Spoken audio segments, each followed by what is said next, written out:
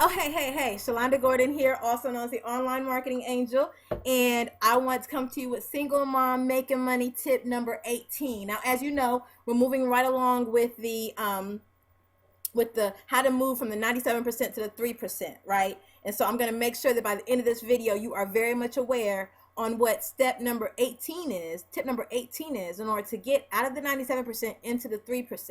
Okay, first, I just need to let y'all know right now, you see this hat right here? Guys, today is November 30th, 2012, so get the dates right, right?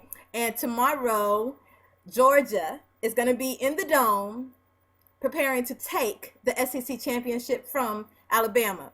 Now, personally, I believe that I speak into existence what happens. Therefore, Georgia will be victorious tomorrow. Go Dogs, sick 'em, just so y'all know already, right?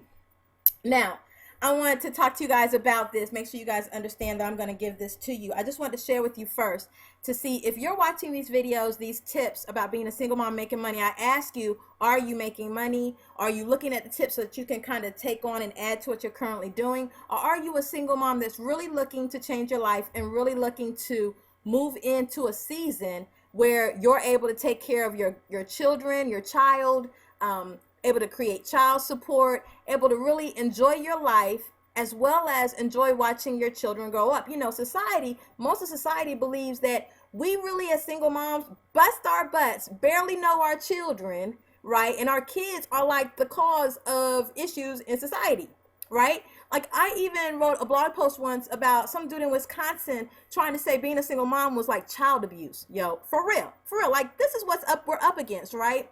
Yet ultimately, you are in a position right now because you're watching this video to change all of that, to change all of that. You know, it's interesting. I remember a time in my life when I was so broke. I didn't have kids yet. It was before I had my first child at 25. So it was before I was 25. I was in my early 20s. And I remember I was a clubber. I waited tables and I lived in an extended stay hotel because my parents had kind of kicked me out. And my best friend who I was staying with, he got to the point where he was like, look, you can't stay here no more. You know, you ain't paying no bills, you ain't doing right, you got to go, right? And I understood where he was coming from. I wasn't mad at all about it. Moved into my little extended stay hotel. It was just me, a room. You know, I didn't have no kitchen or nothing like that. Just it was like a hotel room, you know, that I stayed in. And I would go wait tables, and I would go to work, wait tables. I would go to the club at night, and I cocktailed at the club. Usually played a loud pool, had a little hustle, and I would make money, but I would spend it all because I was so broken that I would spend all my money on alcohol and weed. So I would like drink, come home wasted, right? And then go ahead and get back into my day, start over the next day doing the exact same thing over again. And I remember like after I had my daughters like coming forward now to now, I remember thinking back to that time and how ultimately I still made money, but I was still broke. Like I made a lot of money. I used to have $1,000 days all the time, like every day pretty much. I might have been off like one day because I used to wait tables like lunch and dinner shifts and then go cocktails. So I'd make like $1,000 during the day or 800 during the day and then pick up 200, 300, 400 at night. Usually I'd have about between 1,000 and 12, $1,300 days, but I spent like 1,000 of it. Like I'll be the one that go into the club and drop $200 on the bar. Like I'm finna tip you. So when I come back, you recognize me, and I want you to make sure my drink is ready, right? And they knew what I was drinking. I remember going into one club. If you're in Atlanta, you know the late 90s rather. There was this club called Kaya. I remember I would walk in and the bartender would have a shot of tequila ready for me. Like I know this is nothing I'm bragging about. This is the reality of what my life was, because he knew I was coming in with money to spend and I was gonna spend it. And when I look now, I'd be like, yo, all that money done gone through my fingers. One of my homeboys and I was talking, we was like, we know we went through at least a good half a mil, like just drop it, just wasting money. You know what I'm saying? And then you come forward to today. And it took a while for me to get to a place where I could generate $1,000 a day again, right? I couldn't do it the same way I did before. I'm raising two daughters. So time had to change. I had to change how I did things, how I viewed things. Some of the things I did then, I never sold my body or anything, yet I did play pool and I did wear short skirts doing it. So you bend over the table, you see what I'm trying to get at. Anyways, I would not really want my daughters doing that kind of thing in order to generate an income. I want them to have a little bit more respect for themselves. And at that time, I know I was lost. I was running from myself, running from what I thought I was, running from who I thought I was going to be and hadn't become. running from hurts and broken hearts and pain and rejection and just all kinds of things, and I didn't know how to deal with. And then I got pregnant with my first child. I've always been a single mom and made a decision that, you know what, I got to do better to raise better. And I couldn't raise my daughter being as weak as I was. And I sobered up and made a decision and moved with that decision. Understand, I made a decision and moved with that decision. Today's the day you're going to make a decision. You know, when you think about what you want in your life and what you want in your future, at times you have to really decide that I'm going to go ahead and move forward. I'm going to go ahead and not even let the past dictate my future. Do we learn from the past? Yes, absolutely. We learn from the past every single day.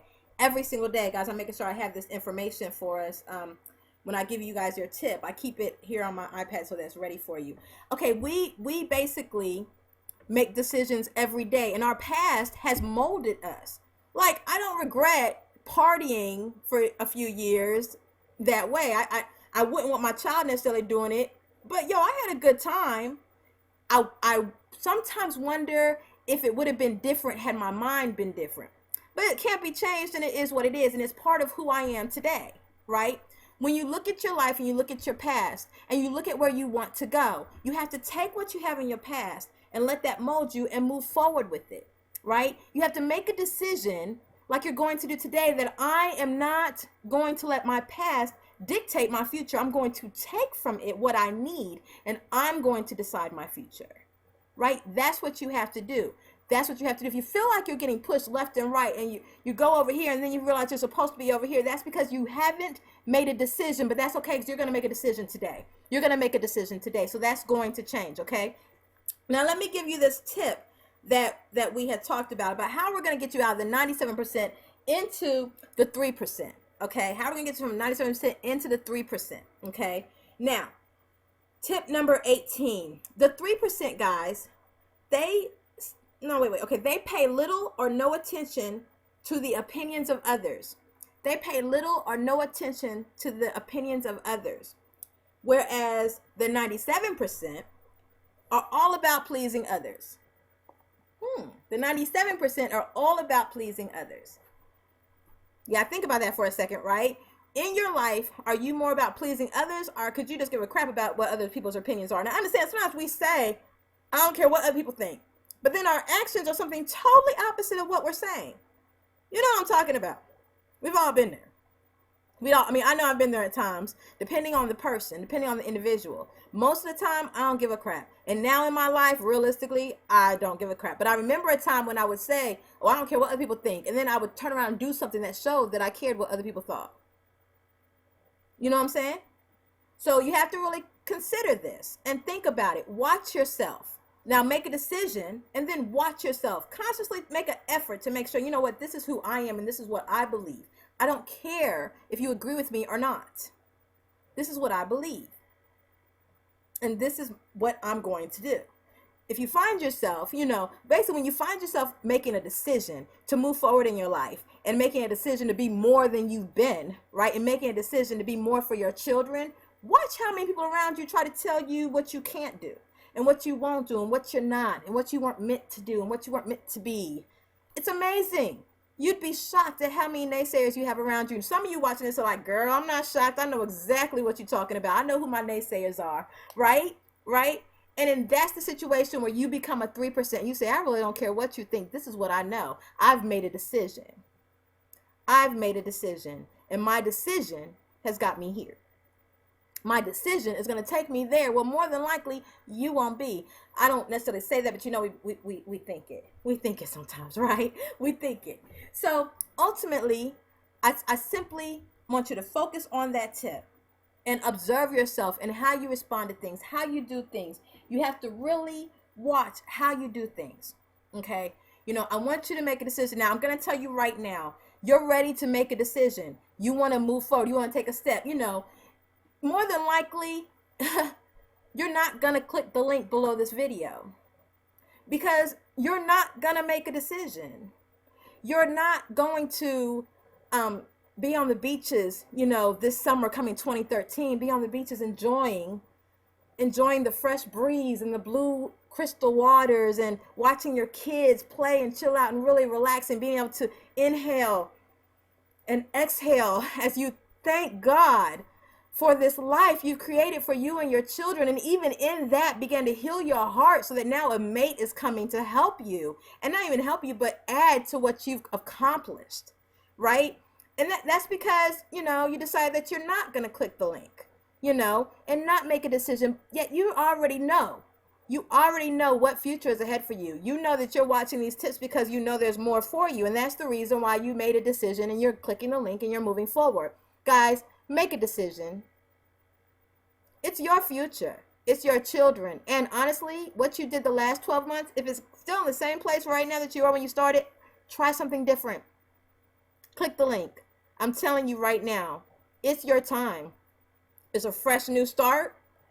Connect with individuals who desire and have what you desire to have. All right? All right. So we're going to end this with go dogs. Don't give a crap about what other people think, because that's what the 3%ers do.